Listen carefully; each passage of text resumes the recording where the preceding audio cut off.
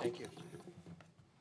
I'd like to call to order the Public Safety Committee meeting of Tuesday, February 18th, 2025. And with that, I'll entertain a motion to approve the minutes of the meeting of January 21st, 2025.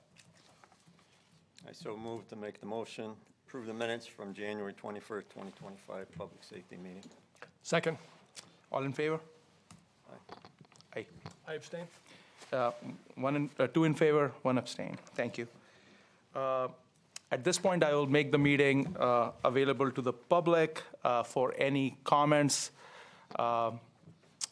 Anybody would like to make can come to the podium and address the committee at this point. Daniel, anybody on the? Nothing.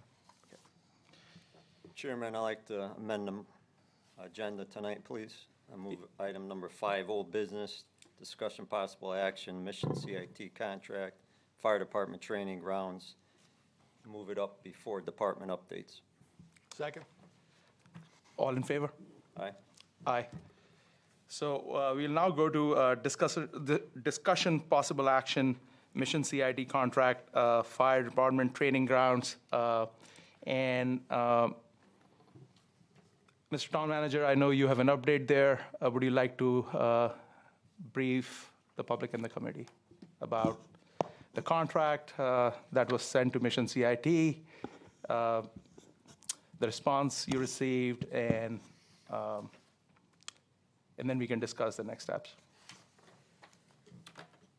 Okay, in response to the last meeting at the Public Safety regarding Mission CIT, the edits that were discussed at that meeting were incorporated into another revised draft of the contract and sent to Mission CIT.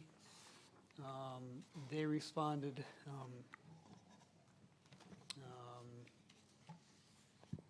initially in a negative format.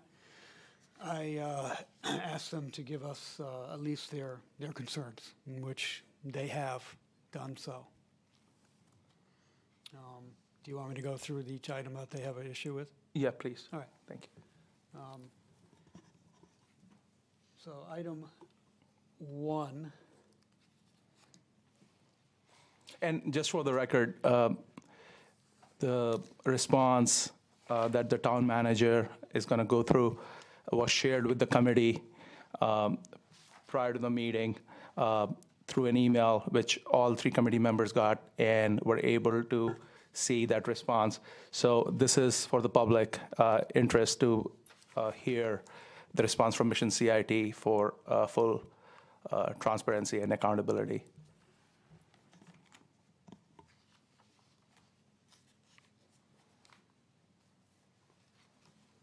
Okay, initially, item number 1, they have an issue with regarding the hours. They feel that they need to stick with the initial contract where it's mutually agreed upon, the hours and the dates agreed upon between Mission CIT and the fire department. If you recall, the committee initiated a term of from 8 a.m. to 4 p.m. on weekends and to 9 p.m. on weekdays as mutually agreed upon by the parties. They would like that from 8 a.m. to 4 p.m. on weekends and to 9 p.m. on weekdays struck. The first revision of this contract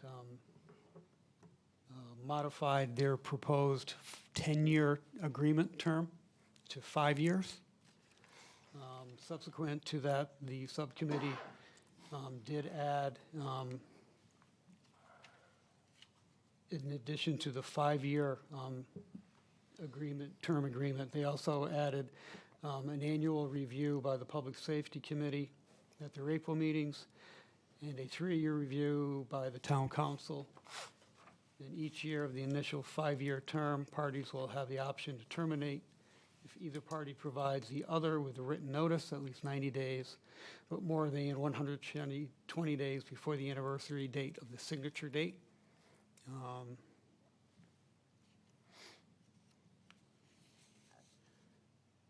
They being Mission CIT, they are requiring a 10-year term.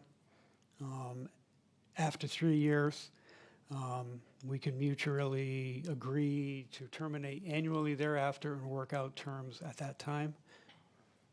However, before the 10 years, if Rocky Hill chooses to terminate, for convenience, Mission CIT requires the option to purchase the equipment it has installed for $1 and reclaim the equipment at its cost. So they feel strongly about the 10-year term.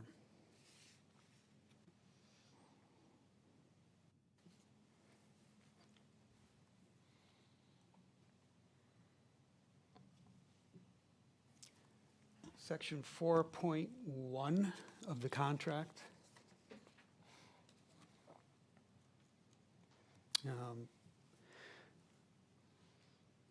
Deals with the design and maintenance of the any facilities that Mission CIT installs.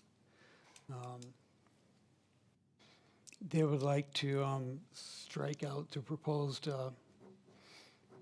revision from the subcommittee made at the last meeting. The original wording is the town, or Mission CIT Mission CIT shall at its own expense develop and maintain additional training facilities or props on the training ground subject to the town's prior written approval. And the subcommittee added Mission CIT shall be responsible for the design, placement, and fabrication of any and all grant-funded facilities. Mission CIT would like to strike that and go back to I believe, the original language where the town would be responsible for the maintenance.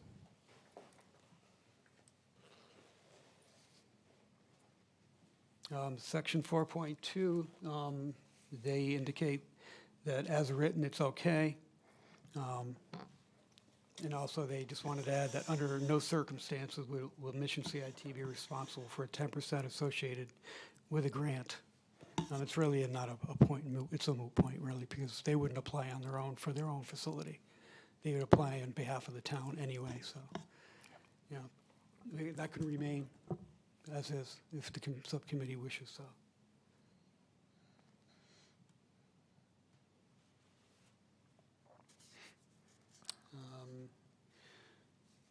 Section number 5, permits and licenses. Subcommittee, we have changed that to from the town being responsible for obtaining any and all necessary permits and licenses required to conduct operations on the training grounds, to Mission CIT shall be responsible for all licenses and permits required to conduct operations and for any structural alterations, additions, structures, and added structures made on or to the training grounds as approved by the town. They would like to keep the original wording to having the town be responsible.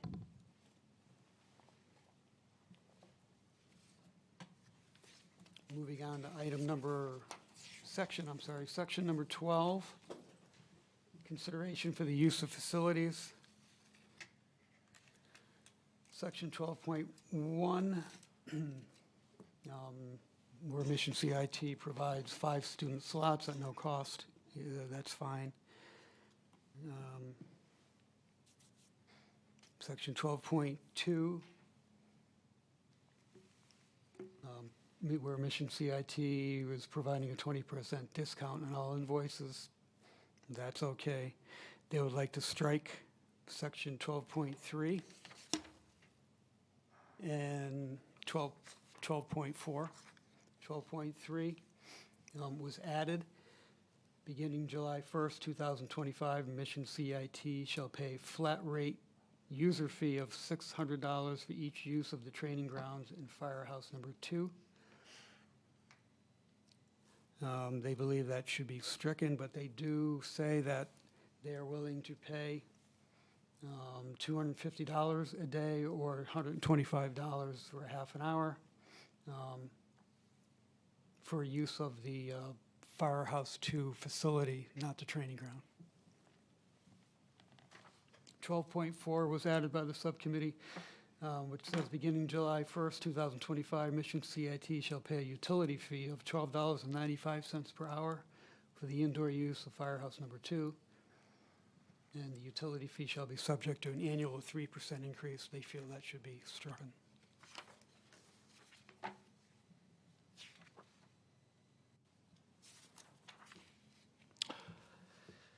Thank you very much for bringing everyone and the public up to speed on this. And with that, I will like to open for any questions from the committee, any comments. Councilor O'Sullivan, if you have any questions for the town manager regarding the contract or the response. So Ray, there's an issue there about which party will be required for getting any necessary permits and the like. Yes. Whether it's going to be the town or Mission CIT. So what will be the permitting agencies here? Are we talking about just municipal, for applying to planning and zoning, or looking at state permitting as well? Any and all. I don't know what state permits or licenses are required that they don't have for any type of training that they may be doing. And as far as the other, structural alterations, I believe they're looking at building permits, zoning permit type permits. So That was the intention, I believe, of the subcommittee. So it'd be either the town, being the executive, or Mission CIT submitting applications to planning and zoning, for example. Right. Yeah. Yeah. Okay. If I could help you out, Bill, I don't believe there are any state permits associated with this. Okay. I believe that's just for town building permits. Okay, understood.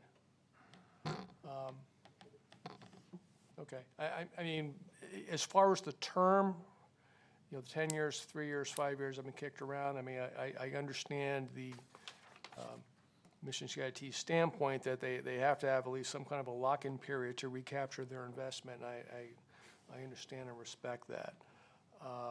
And we have the proposal of some type of if it's just not working out for whatever reason, the town wants out, that we do have the right to terminate with Mission CIT having the right to take, to take its property back with, although that's something that I think we would need to flesh out what exactly that would entail. But conceptually, I think that makes sense to me. If we want the ability to opt out early on, I recognize and respect the need for some protection on the other side of it. So that's not a question, that's a comment.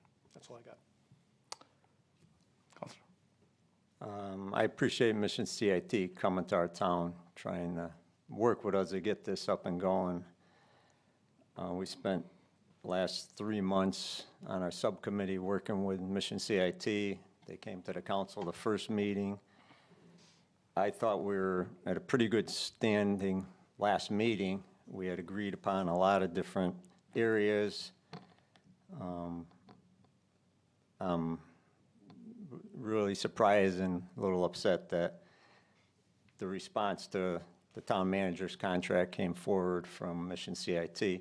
I do support the mission. I do support the contract the town manager presented. I think that he took into account the subcommittees, a lot of the subcommittee's concerns, and I stand by his current contract, January 2025.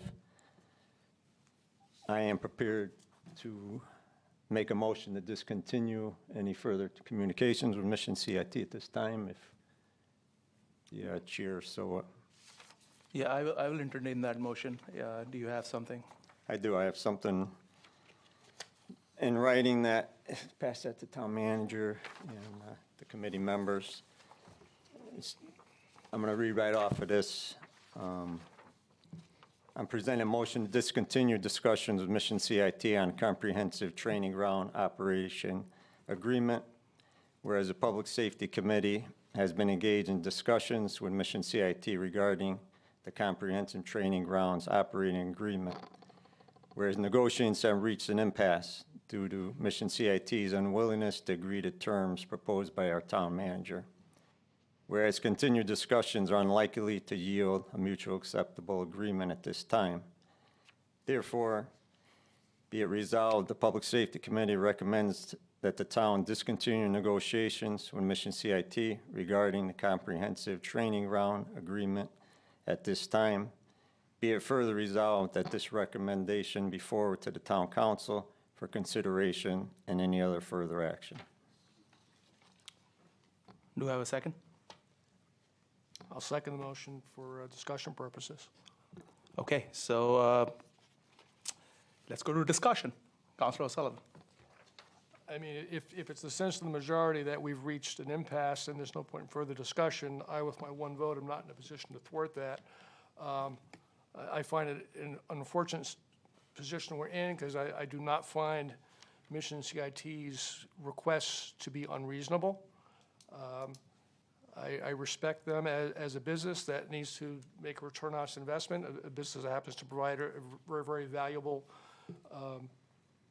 service that I'm convinced that our town and our fire department could benefit from. And my sense is I regret that I believe this committee has made the process unduly painful for Mission CIT. I think a lot of the demands made by this committee upon Mission CIT have been, I'll characterize them as nickel and diming, and not in a spirit of a desire to bring this to a successful conclusion. And I regret all that, but it is what it is. There's no point in me, with my one vote, seeking to continue a dialogue that the majority thinks will be fruitless. So it's unfortunate where we are, but that's my take on the motion. Councilor Whelan. I believe that the town taxpayers bought the land to build Firehouse Company 2 on. They funded building Firehouse Company 2. The town taxpayers bought the land where the training grounds are behind Company 2. They funded the props. I don't believe that for-profit business comes onto the town land and use taxpayers' money and buildings for free. I understand that they want to invest some props to put onto the land, which would benefit our fire department, of course, and I thought that would be a great idea, but I think there has to be a fair agreement for our taxpayers as well. That's all. Yeah, and let me add to this discussion, if I may. In my view, we have been meeting in this committee forum with Mission CIT, and the town manager has been meeting with them separately, one-on-one, as he should be, as a representative of the town. And over the last 3 months, there is a lot of due diligence that has happened in this committee and behind the scenes with the town manager working very diligently to get us to a place where we can all agree to some kind of an agreement which is helpful to our town as well as to the mission of Mission CIT, which is a for-profit mission. Now, I think where we started from 3 months ago to where we ended last committee meeting, which was in January, I thought we had made a lot of progress, and we were much closer than apart. And if you go back and look at the minutes, which I did, because I like to do my homework, generally speaking. I have skipped some homework in 8th grade probably, but since then I've been pretty good at doing homework. So I did go back and look at the meeting minutes, and I read each and every word of it. And I thought, then I've juxtaposed it with the response the town manager got from Mission CIT, and I started reconciling. I was trying to reconcile the response with the conversation we had on the record. And I was really surprised at the disconnect between the conversation which we had in public in the last meeting versus what was in front of us, because there were a lot of things which were verbally agreed upon in terms of, at least in principle. It's not a binding word, I understand. I live in the real world. These things have to be put in ink. But I think in principle, we are making progress. And those were the principles which were laid out by the town manager in his proposed contract. And that's what we went with. So the principles were the same as they were discussed in the last meeting. And I think, not to belabor the point, but it's really important to note that we were closer than we were 3 months ago on this agreement. So I'm very surprised that we came all the way from here to get back to where we are now. So, and when I look at the proposed language changes, I think we are back to square one, because essentially what Mission CIT is asking, again, in principle, more or less, is to go back to the agreement we had 3 months ago. And that's not the job of the committee. That's not what the job of the committee was, right? It was to negotiate in public and bring to a better agreement for all parties. And that's what we were trying to do here in a very transparent way. And I'm really disappointed that we are not able to get closer. Closer to like what would have been acceptable to Mission CIT. I think we were at a point where we were at that point, right? So, but Mission CIT needed to be even closer to what they will call acceptable, right? And I think we were at a point where they say like in negotiations, like if both parties are unhappy, we have a good deal, right? And I think that's what that proposed agreement from the town manager was, right? Everybody was giving something, not getting everything they want, but getting to a place where we can have something which will be beneficial to our town, our residents, our fire department, and it will be consistent with the Mission CIT's profit motive, right? Eventually, that's always has to be there. And my colleague here mentioned that. So nobody will disagree with those large principles, right? And I think we did a fairly good job. I just wanted to, I was just taking these couple of minutes to summarize where I feel where we are, right? In my view, this is my opinion. And again, in the process, Councilor O'Sullivan disagrees. Councilor Wiener agrees with me, generally speaking. But the process is playing out as it should. We don't have the ability to sign an agreement on behalf of the town. That can happen only at the town council. What we can do here is to put our best effort forward, get to a point where we make a decision, and then send it out to the town council with our recommendation. And that's where we are. I think 3 months and countless hours spent by the town manager here on this particular issue, we are at a point where I think we need to make that decision and move forward. So with that said, I would call for a vote. So all in favor of this resolution, please say yes. Yes. Yes. Yes. So I think we had 3 yeses. Nobody is a no, because we have 3 members here. So the motion passes 3-0, and is being sent to the town council. Anything else, sir? Yeah, I have a question. Yes, Ray, regarding please. The motion.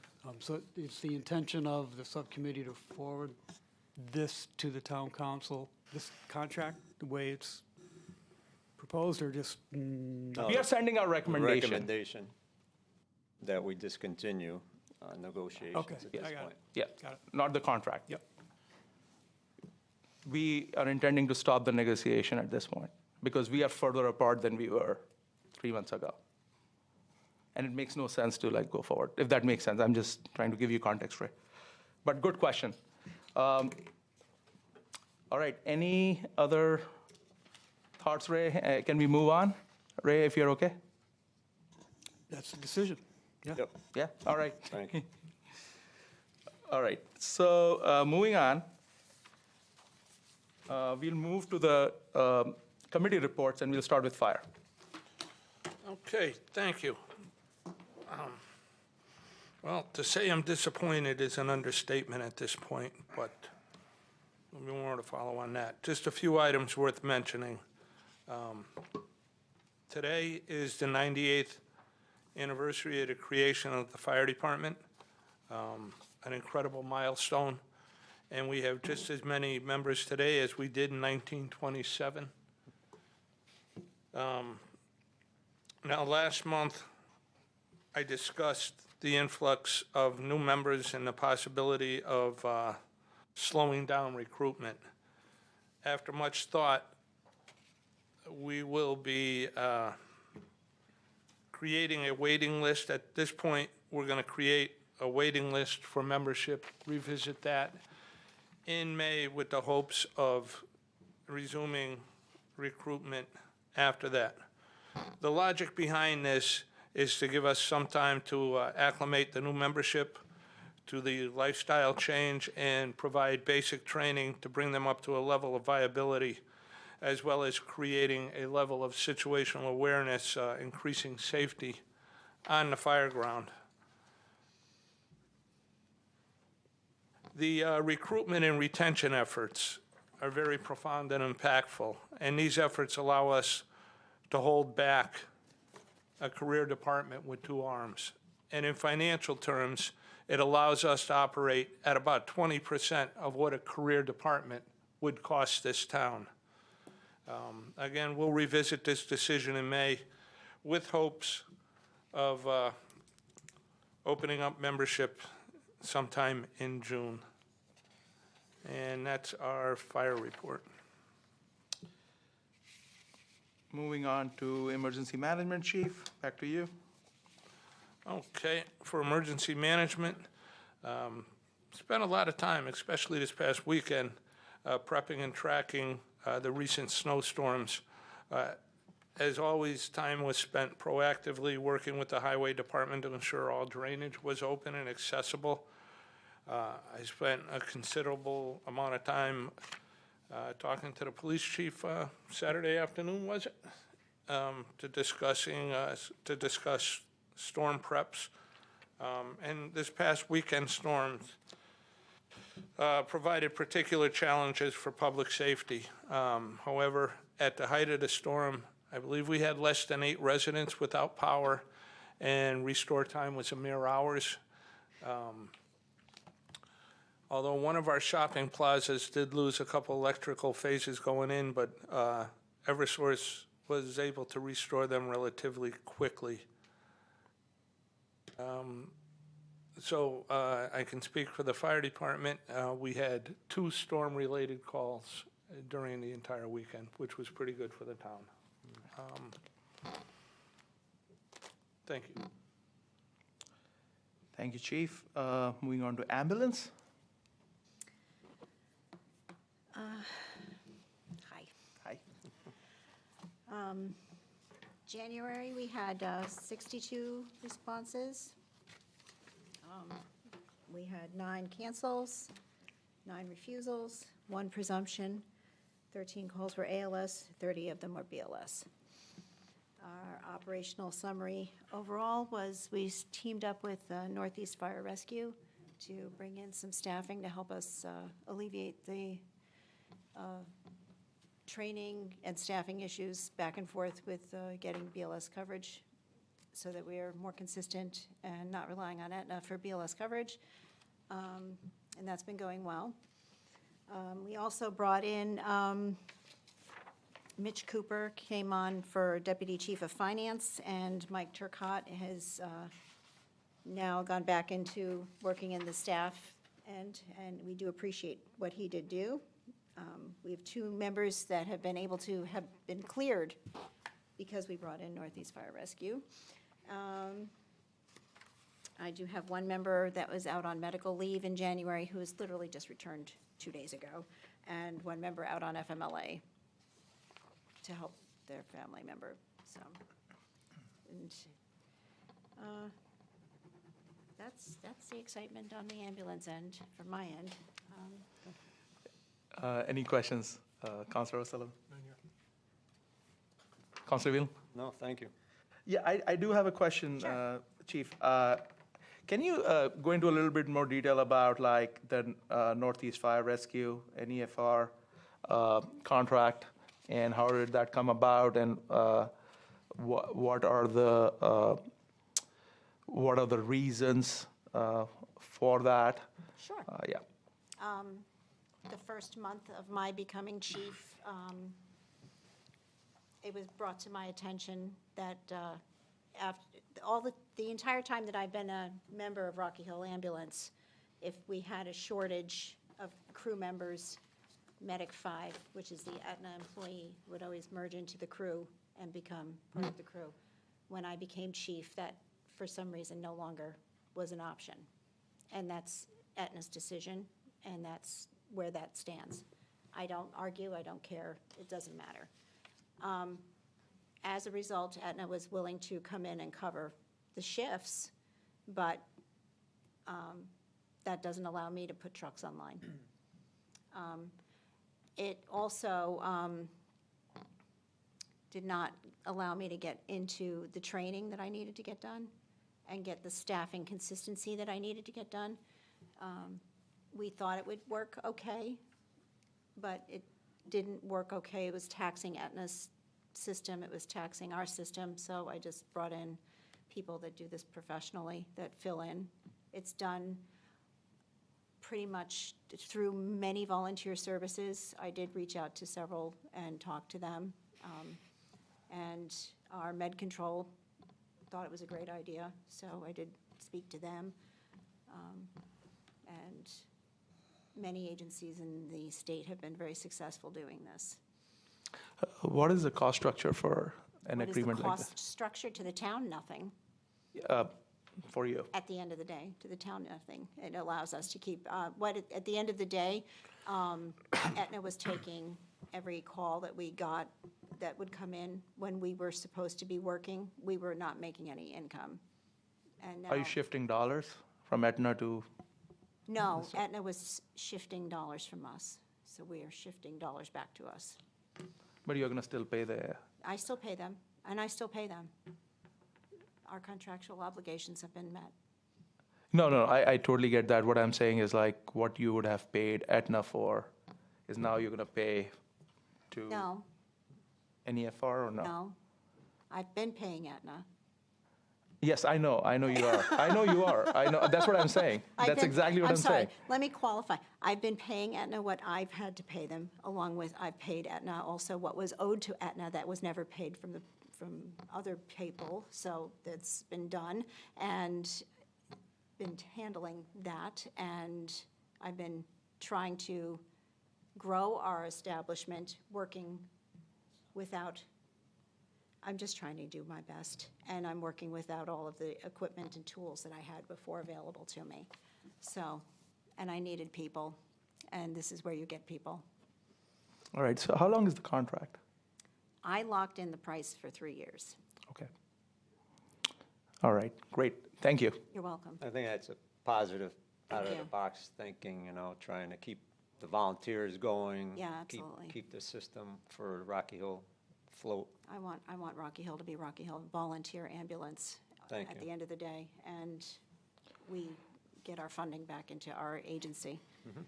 Yeah, I mean, at the end of the day, whatever operationally makes sense, but from perspective of like due diligence, I think that's what I was going for, like just to make sure, like, all the aspects as I understand them, and that's why I'm here. So like I absolutely, yeah, if you wanted to. I'm like- sure like operationally, you have thought this through. I would imagine. Oh, God, yeah. Yes, and 17 I mean, times it's over. not. I can't do your job operationally, so like I wouldn't pretend to, but at least like I can ask the questions.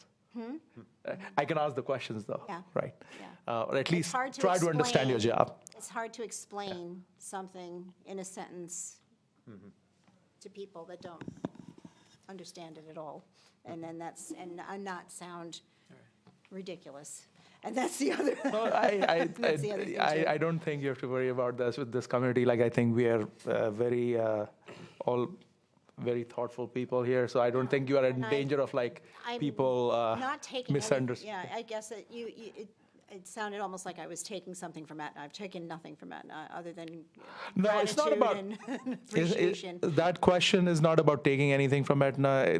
I was just wondering about, from a budget perspective, how does it move dollars while keeping the fiscal, structure you have currently, which you are not changing. I understand that. I totally get it. Like, it's no cost to the town. But I was just trying to like, so yeah, it's not, Aetna is also a service provider for us. So Oh, it's not absolutely. like, Absolutely. yeah, it's not like a I'm trying to alleviate all a win burden or on lose both of us. situation here. So Like, that's what I did. exactly, it's not an all win or lose situation. Yeah, I think from an operational standpoint, I was just trying to understand like how it will play out and how it will So work. at the end of the day, what it boils down to is that they needed, in order to help us, they needed to do more. And I just alleviated their burden also by just taking care of it. Okay. That's what it boiled down to. So I just took care of it. Okay. And I did not violate our contract with their ALS contract, because that is to stay in place. That is not something to be tinkered with at all. Of course, And yeah. that was my big critical, is that is a solid stay in place contract. And Thank that's- you. You're Thank you, Chief. welcome. I mean, you really help people to like understand like out there, like if they're interested in like what we're doing here. So I think these answers go a long way in, people understanding like why you make certain decisions Mm-hmm. and why as we as a body here, like, support those decisions. Thank you, I appreciate that. Yeah, and that's what this is about. So like, this is not an exam or a quiz. no. This is for more transparency, as we did with the previous topic, and this is for more accountability. And I don't think we can go wrong with that. So. Absolutely, I just But wanted to thank make you sure it was for- very clear that I would never, and I personally, as a person and as an agency, I don't think that RHVAA ever wants to sit and leave the impression that we are trying to make enemies with Aetna. We've been Yeah, of course not. buddies We are, for 50-plus years, so we're not going to sit here and get in a fist fight today over a bit of bread. So, no, this is a great partnership. I've said this before. I think Councilors O'Sullivan and Whelan have also said this. I think this has been a good partnership, and I mean, all of us want us to have that partnership continue and like grow and like, and whatever you need to do from an operational standpoint, working with Aetna, working with our new partners here, like, right, the NEFR, Yeah. whatever you need to do to be successful, to provide the level of services you need to provide to the people of Rocky Hill, that's all we are like, all about the concerned about. townspeople at the end of the day and getting the services to the town. That's my concern, is making sure that the 22,000 people that are here are taken care of. Yeah. That's at the end of the day all that matters. Thank you so much, Chief. You're welcome. Who have we got next? I lost my, is it Dave? Dave. Kemp. Yeah, I know, I always go through, I wrote it down on my paper, but I don't know where it went. It's okay. No, you had to ask your questions. It's all right. I'm here. So real quick, I'll get through the Aetna summary and then we can. No, take your time, Dave. It's all good. No. I'm just like a little like, I'm just searching for where I It's all put good. notes on. So apologies for not being here last month, but I'll just recap 2024 real quick. So Aetna had 3,505 responses. Of those, 2,383 were transported to a hospital. January of this year, we had 371 responses with 272 transports, with a 96% on-time performance and average response time of 6 minutes and 37 seconds. We did have 5 cardiac arrests last month, with 3 of them resulting in a transport to the hospital. We are tracking 1 patient at this time to see if there was a potential save there. Opiate-related encounters, we only had 1. We are seeing part of the Hartford Opiate Task Force that I'm able to participate in. It looks like we've really plateaued for 2024 and going into 2025. We're not seeing the same rate. And actually, it was pretty fascinating. I was running my reports and looking to see, and I didn't see Narcan for like 8 days. I was like, is my report broken? And it's just because there has been this plateau. We have seen similar plateaus before where it kind of levels out for a little bit and then it'll spike back up. So we are kind of continue to monitor that and make sure that there's not a, kind of a recurrent spike. On the Aetna side of things, as far as the operations brief, we just received 26 Stryker Power Pro 2 stretchers, and we're deploying them in their fleet this week. So that's a similar stretcher to what RHVA is utilizing.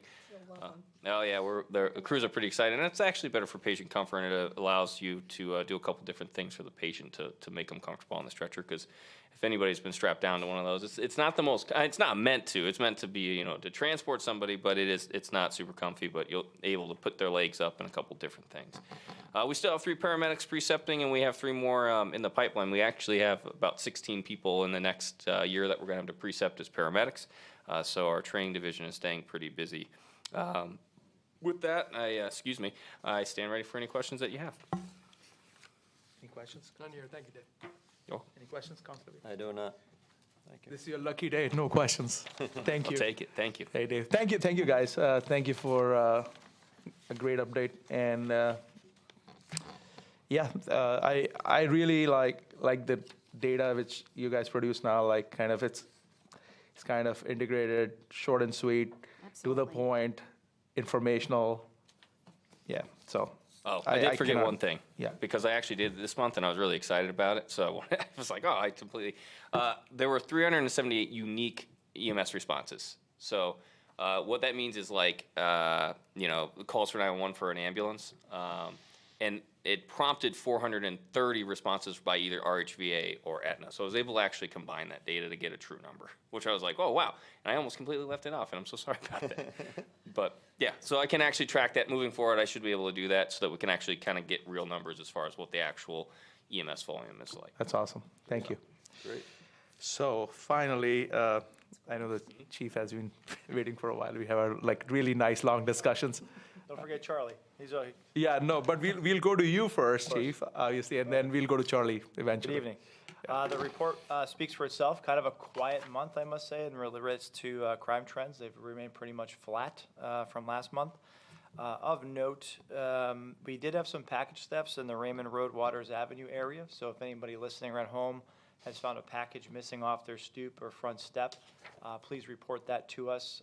We had a successful use of our license plate reader system, which identified some potential suspects, and maybe it'll tie those cases together. So if you found something missing off your porch, particularly in the vicinity, please give us a call and let us know. For the most part, we are working on an active certified hiring process, which scheduling 3 active candidates remain in that process to fill some vacancies, for which you saw Lieutenant Gutzfeld here on Friday was his last day in the office, and his last day on the town employee is March 1st. So we're wishing him all the best in his endeavor. He's taken a position up in New Hampshire. If you'd give him the opportunity to speak, I think he'd like to at least express himself. I was actually going to ask you to please come on the podium and address the committee, and please share your thoughts, your future plans. We all wish you very, very well. Well, first off, I'd like to thank retired Chief George Marinelli for having the trust in me and hiring me back in 1999. Without him having that faith in me, I couldn't have had the career that I did have. I've been here for 25 years, calling it an end, But through those years, I've seen our department grow and expand and do great things. And now under the leadership of Chief Klett, I see it being even better. We are the envy of towns around us. A lot of people want to come work for us, and over the years, it's been an honor and a privilege to serve the citizens of Rocky Hill, and there's going to be a special place in my heart. I will be taking a position up in Plainfield, New Hampshire, as the Chief of Police starting March 3rd, and all the experience and things that I learned on the job, I will take with me there and hopefully have a successful career. I want to thank the council for everything they've done to support us through the years, and thank you for letting me speak. Thank you. No, I think all of us, have the same probably sentiment. We want to thank you for your service to the town and being there, present and involved, and not just like as a police officer, but as a community member. So you will be missed here. I'm sure the chief will miss you. And I would just let Councilor Whelan or Councilor O'Sullivan, if they want to speak or comment or wish the lieutenant well, either. But, yes, I think you mostly said it, but thank you so much for your service. Obviously, Rock Hill's loss is New Hampshire's gain. I didn't catch the name of the town, but I wish you all the best of success in your personal life and your professional life on this very exciting new chapter. Thank you again for what you've done for our town. Thank you.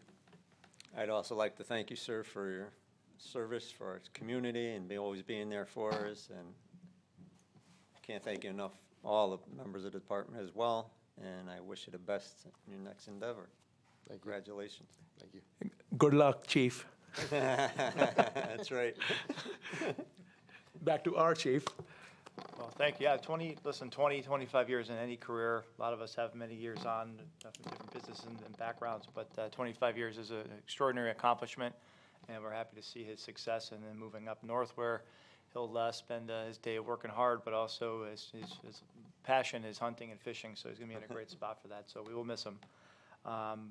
So I'll move on. I know there was a couple questions in regards to, I received a question from the manager in regards to the Trust Act and when it involves ICE and immigration. I had a very productive meeting with the Board of Ed Safety Committee last week where we discussed this with Dr. Zito and their group.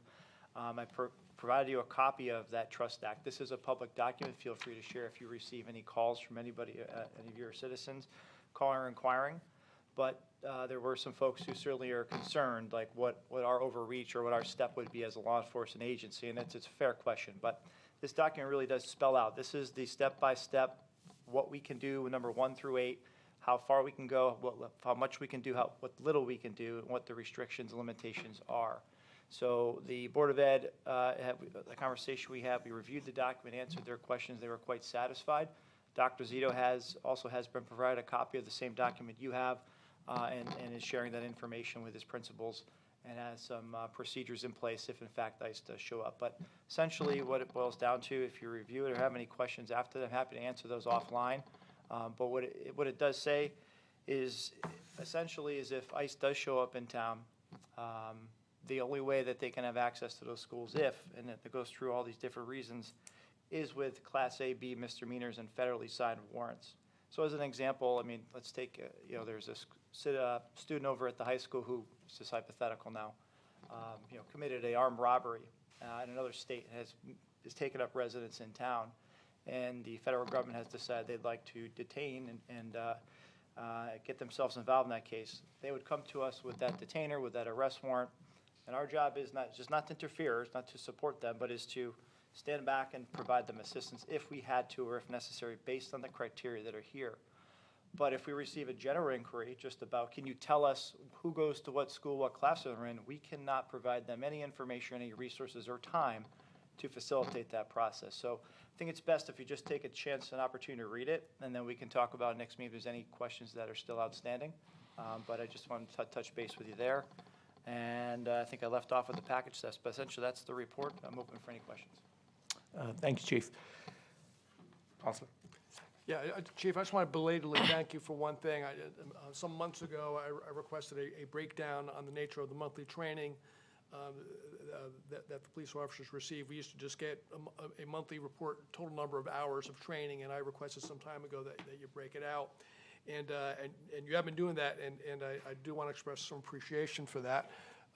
Just a few examples, the breakdown, and it showed training on things like de-escalating situations, pursuit policy, death scene protocol, recognizing signs of elder abuse, et cetera, many other things. And not only was it interesting for me, but it also, when you look at the various types of training your people undergo, it gives kind of a general view of what you do and the many types of things that you deal with and you have to be prepared for. So I found it enlightening in a couple of ways.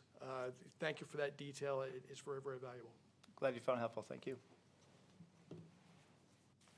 Thank you, Chief, for going over the ICE procedure and how Town of Rocky Hill officers would handle it. And thank you for the briefness of it and the information. Thank you so much. I think that was all what we wanted to kind of have a summary, I guess, of the process. And if you have any other questions, we'll definitely get back to you next time. But thank you for that. Yeah, just what you see there is the policy. That is what we follow. Exactly. And I'm happy to take questions next time. Yeah, no, I know, you provide us the complete policy, but just doing a talk track on that and summarizing it for us during the meeting, that's what I was referring to. So, but thank you for that. You're welcome. I guess we have only one remaining health district report. I can see Charlie. I'm always happy, but I will be happier when I can hear him. Can you hear me now? Yes, I can. All right. So One try. I'm gonna sound a little bit like a broken record because the numbers that we see out there in the community for respiratory illness, particularly influenza, are going higher than they have been for several years. We are looking at probably one of the highest years for influenza that we've seen in, probably close to a decade.